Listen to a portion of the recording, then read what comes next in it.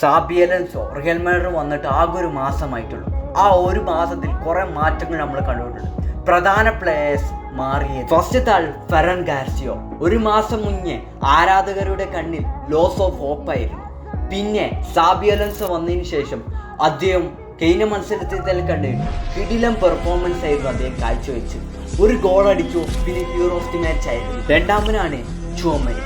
കഴിഞ്ഞ സീസണിൽ ഏറ്റവും ക്രിറ്റിസൈസ് കിട്ടിയ വ്യക്തിയാണ്. ഈ സീസണിൽ സാബി അലോൻസോയുടെ ഫോർമേഷനിൽ 3 പെയറാണ്.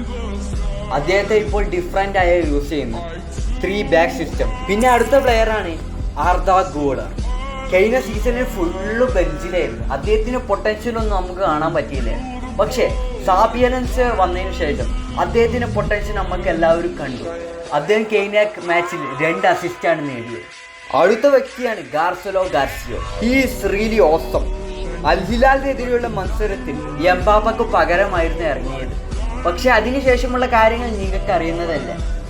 ഇപ്പോൾ അദ്ദേഹം ക്ലബ് വേൾഡ് കപ്പിൽ ഏറ്റവും ടോപ്പ് സ്കോററാണ്. 4 goal within 1 month.